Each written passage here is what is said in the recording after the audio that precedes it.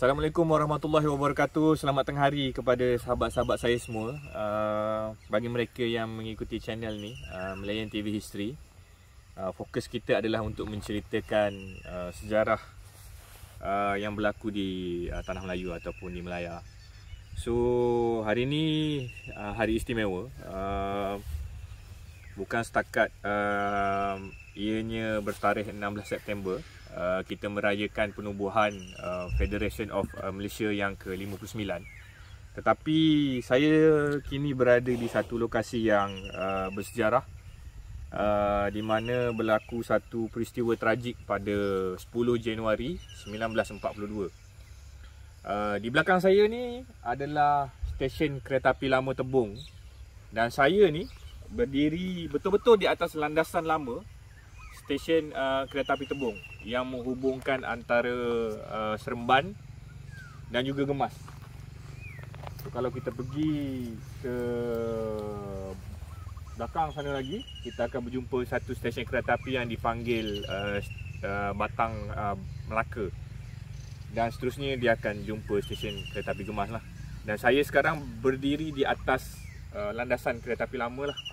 So kalau di sebelah kiri saya ni adalah slippers kereta api yang tertulis Kereta Api Tanah Melayu Berhad ni.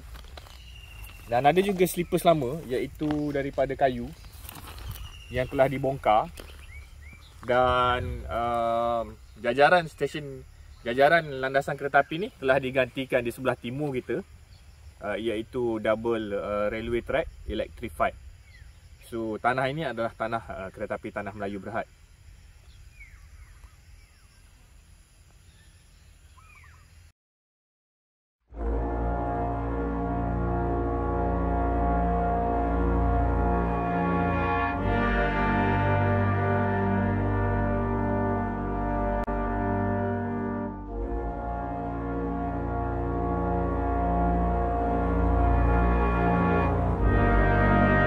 So, hasil pembacaan saya bila saya mengkaji mengenai unit 137 Fleet Regiment, iaitu sebuah unit that was raised in Blackpool, England.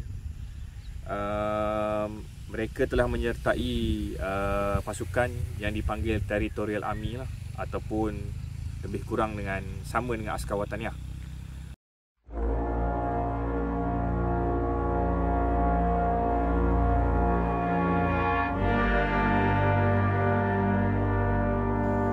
So, bila saya mengkaji mengenai unit 137 Fleet Regiment, iaitu Corps Artillery yang terdiri daripada tentera British that was raised in Blackpool, ianya membawa saya ke sinilah, iaitu di stesen kereta api lama Tebong yang terletak di dalam daerah Selandar ataupun di dalam negeri Melaka.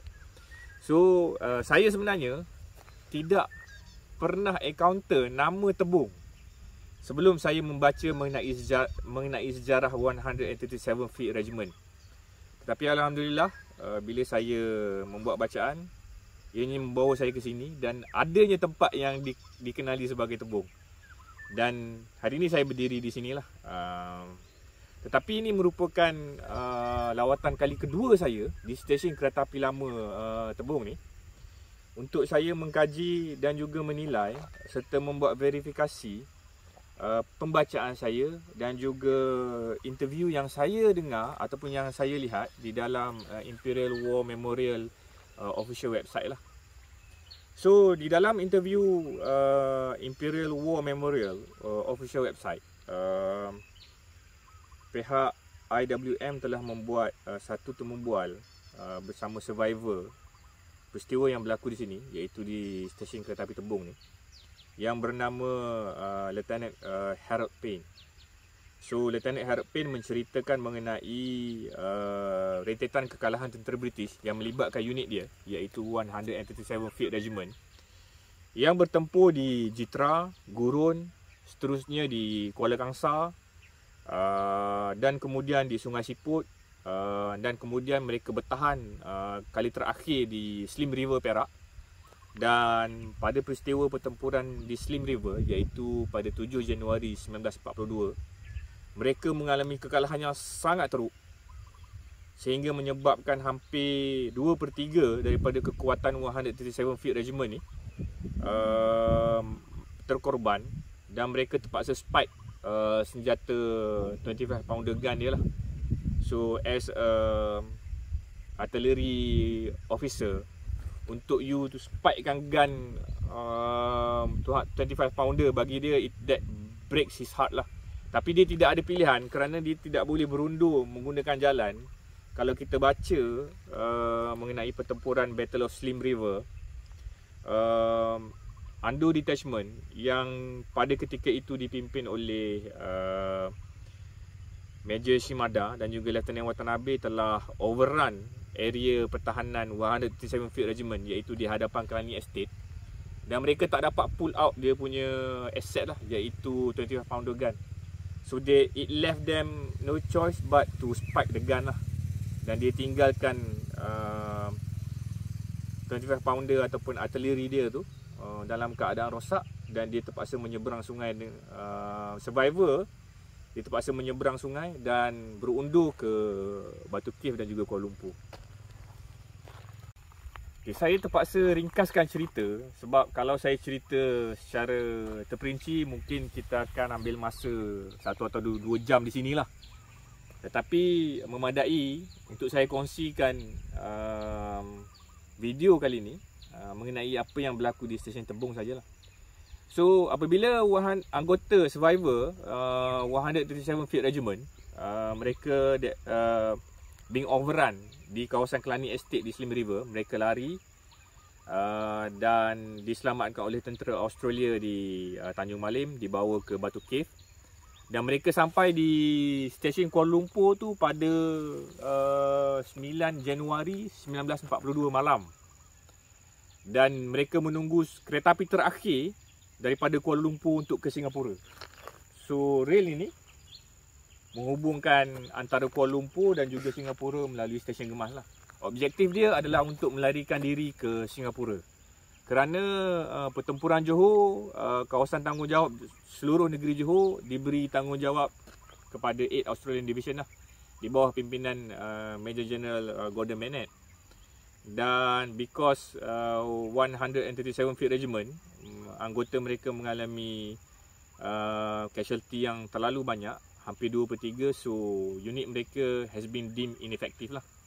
Dan mereka menaiki, mengikut interview dan juga pembacaan saya, anggota yang terselamat menaiki kereta api terakhir di stesen Kuala Lumpur pada waktu pagi 10 Januari 1942, dan mereka lalu daripada Kuala Lumpur ke Kajang, ke Seremban, dan kereta api tersebut terhenti di sini, di hadapan stesen Tebong.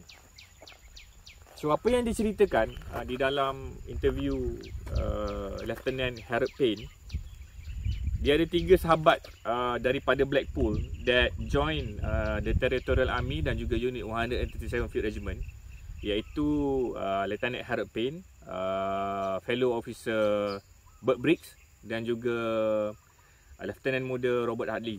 So bila saya membuat kajian mengenai unit 137 Field Regiment, saya tertarik hati terhadap kisah Robert Hadley.